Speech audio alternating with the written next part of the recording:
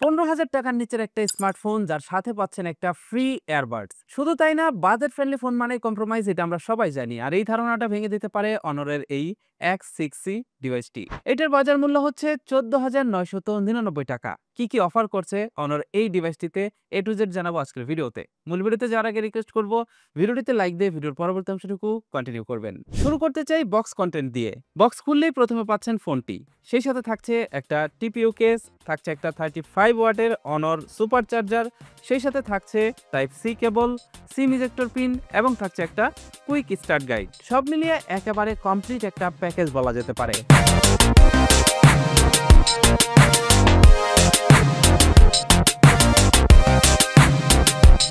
এই ডিভাইসটির ডিজাইন এবং বিল্ড কোয়ালিটির কথা বলতে গেলে এইটা স্লিক ডিজাইনের একটা ফোন এবং বক্সি শেপের একটা ফোন। ফোনটি দেখতে একদম প্রিমিয়াম লাগে, কিন্তু এইটার পিছনের যে ব্যাকপার্টটা রয়েছে এটা কিন্তু প্লাস্টিক বিল্ড এবং এখানে স্ক্র্যাচ পড়তে পারে, তাই অবশ্যই টিপিইউ কেসটি ব্যবহার করবেন।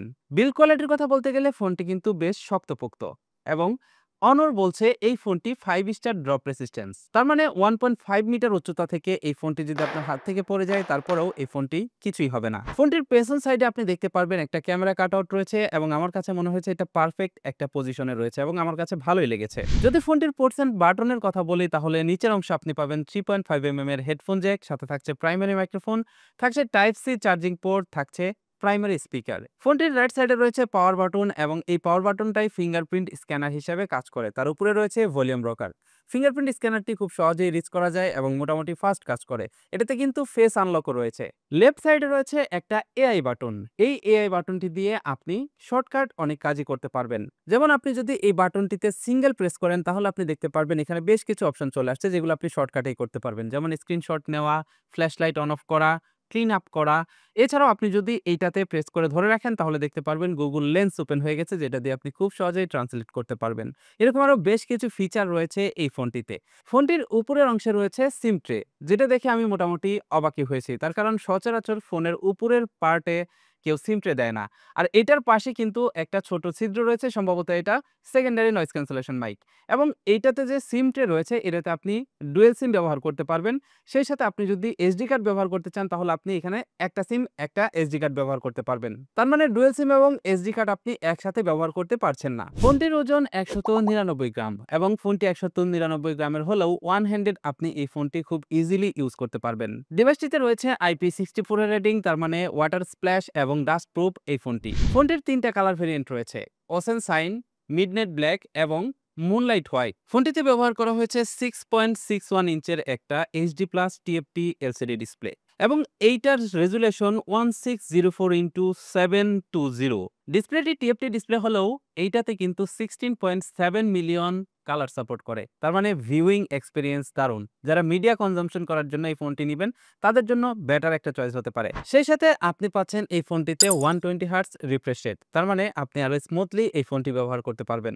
ডিসপ্লেটির দিকে যদি আপনি লক্ষ্য করেন তাহলে আপার চেনটা মোটামুটি ঠিক মনে হলেও লোয়ার চেনটা কিন্তু একটু মোটা মনে হচ্ছে। এটা যদি আরেকটু স্লিম করা যেত তাহলে আমার মনে হয় ফোনটির লুকিংটাই চেঞ্জ হয়ে যেত এবং আরো বেশি সুন্দর লাগতো। এবং এইটা কিন্তু একটা 5 হোল ডিসপ্লে। ডিসপ্লের ঠিক উপরের অংশে মাঝ বরাবর ক্যামেরা কাটআউট রয়েছে। অল ওভার এই বাজেটের ভিতরে এই ডিসপ্লেটি আমার কাছে ঠিকঠাকই মনে হয়েছে। ফোনটিতে কিন্তু রয়েছে একটা সিঙ্গেল স্পিকার। সচরাচর এই বাজেট রেঞ্জের ভিতরে কিন্তু এখন ডুয়েল স্টেরিও স্পিকারও অফার করা হয়। এদিক থেকে আমার মনে হয় ফোনটা কিছুটা পিছিয়ে থাকবে, কিন্তু তারপরেও এটার যে সিঙ্গেল স্পিকার রয়েছে আমার কাছে মনে হয়েছে এই সিঙ্গেল স্পিকারটি মিডিয়া কনজাম্পশনের জন্য যথেষ্ট ভালো রয়েছে। তার কারণ এটাতে 100% ভলিউম দিয়েও দেখেছি খুব ক্রিস্টাল এবং ক্লিয়ার সাউন্ড পাচ্ছিলাম, কোনো প্রকারের ডিস্ট্রয়েশন নেই। পারফরমেন্সের জন্য এই ফোনটিতে দেওয়া হয়েছে MediaTek Helio G81 ultra processor এবং এইটা একটা অক্টাকোর প্রসেসর। সাধারণত এই বাজেট রেঞ্জের যে ফোনগুলো রয়েছে সেই ফোনগুলোতে কিন্তু ইউনিসকের প্রসেসর ব্যবহার করা হয়, কিন্তু অনর এটাতে ব্যতিক্রম করেছে। তার মানে তারা এখানে মিডিয়াটেক ব্যবহার করেছে এবং অবভিয়াসলি এইটা ইউনি অ্যাসোসিয়েট থেকে এগিয়ে থাকবে। তবে খুব একটা যে বেশি এগিয়ে থাকবে তা কিন্তু নয়, তবে ইউনি অ্যাসোসিয়েট থেকে এই মিডিয়াটেকের প্রসেসরটি এগিয়ে থাকবে। আর জিপিইউ হিসাবে থাকছে মালি G52 MC2। Daily browsing, calling, YouTubing এবং আপনি যদি টিকটকে ভিডিও দেখতে চান সেই সাথে ডেইলি লাইফের যে কাজগুলো রয়েছে সেই কাজগুলো যদি আপনি করতে চান এই ফোনটি স্মুথলি সেই কাজ করতে পারে। শুধু তাই না, মাল্টিটাস্কিং আমি করে দেখেছি, অ্যাপ ওপেন ক্লোজ করে দেখেছি, সকল কিছুই এই ফোনটি ঠিকঠাকভাবেই করতেছিল। তবে অ্যাপ ওপেনিং এবং ক্লোজিং এ কিছুটা লেটেন্সি রয়েছে, তবে এইটা এই বাজেটের ভিতরে মানানসই। ফোনটি আমি অনেকক্ষণ ব্যবহার করেছি এবং মাল্টিটাস্কিং করেছি। হেভি অ্যাপগুলো ওপেন করে রেখেছিলাম। মাল্টিটাস্কিং এর ক্ষেত্রে এই ফোনটি কোনো প্রকার হ্যাং করেনি। সেই সাথে অ্যাপও ক্র্যাশ করতে দেখিনি। CapCut, Canva, Lightroom এর মতো অ্যাপ্লিকেশনগুলো খুব স্মুথলি এই ফোনটি রান করতেছিল। ফোনটি দিয়ে আমি বিভিন্ন ধরনের 2D গেম খেলেছি। স্মুথলি এই ফোনটি দিয়ে 2D গেম খেলতে পারবেন। তবে আপনি যদি চান ফ্রি ফায়ার, পাবজি এগুলো খেলবেন সেটা কিন্তু এই ফোনটি দ্বারা সম্ভব না। তবে এই ফোনটি দিয়ে আমি ফ্রি ফায়ার, পাবজি এগুলো খেলারও দুঃসাহস করেছি। তবে খুব একটা ভালো পারফরম্যান্স করে না। আর যেহেতু এটা একটা গেমিং ফোন না, তাই উচিত হবে সবসময় টাইম পাস করার জন্য আপনারা মাঝে সাঝে এটা দিয়ে 2D গেমগুলো খেলতে পারেন। ফোনটির আন্তত স্কোর পেয়েছি 2,30,741, Geekbench সিঙ্গেল করে পেয়েছি 400 এবং Geekbench মাল্টি করে পেয়েছি 1369। স্কোর দেখে নিশ্চয়ই বুঝতে পারতেছেন বাজেট অনুযায়ী এই ফোনটিতে পারফরম্যান্স ভালোই পাবেন। ফোনটিতে অপারেটিং সিস্টেম হিসেবে আপনি পাচ্ছেন Honor-এর Magic OS 9.0 এবং এটা কিন্তু বেসড অন Android 15। বেসিক্যালি এই ধরনের বাজেট ফোনগুলোতে কিন্তু Android 15 থাকে না এবং এটাতে কিন্তু আপনি Android 15 পাচ্ছেন। এবার কথা বলি ক্যামেরা নিয়ে। ফোনটির পিছনের অংশে কিন্তু ক্যামেরা কাটআউট দেখতে পারবেন 4 টা। মূলত এখানে একটা লেন্সই কাজের, যেটা 50 মেগাপিক্সেলের। এখানে আরো একটা অক্সিলারি লেন্স রয়েছে, সেটা খুব একটা বেশি কাজের না। সেই সাথে এখানে আপনারা পাচ্ছেন একটা ফ্ল্যাশ লাইট। ক্যামেরা কাটআউটের ভিতরে কিন্তু এখানে একটা ফ্ল্যাশ লাইট পাচ্ছেন। ফোনটির মেইন শুটার দিয়ে আপনি বেশ ভালো ছবি তুলতে পারবেন। আপনি একদম পারফেক্ট লাইট কন্ডিশনে মোটামুটি ভালো ছবি বের করতে পারবেন এটার মেইন শুটার দিয়ে। তবে লো লাইটে গেলে কিছুটা গ্রেইন লক্ষ্য করা যায়। তবে এই বাজেট অনুযায়ী আমার কাছে খুব একটা খারাপ লাগেনি। এছাড়াও ফোনটিতে কিন্তু পোর্ট্রেট মোড রয়েছে। পোর্ট্রেট মোডে ছবি তুললে সেটা খুব একটা বেশি ভালো রেজাল্ট দেয়নি। পোর্ট্রেট মোডে যদি আপনি ছবি তুলেন, এজ ডিটেকশন খুব একটা বেশি ভালো হয় না। ব্লারিনেস গুলো আর্টিফিশিয়াল মনে হয়। এছাড়াও ক্যামেরার যে সকল ফিচারগুলো থাকে সচরাচর ফোনের ভিতরে, সেই সকল ফিচারগুলো রয়েছে এই ফোনের ক্যামেরাতে। এই মুহূর্তে এই ফোনটি দিয়ে তোলা কিছু ছবি আমি আপনাদেরকে দেখাচ্ছি।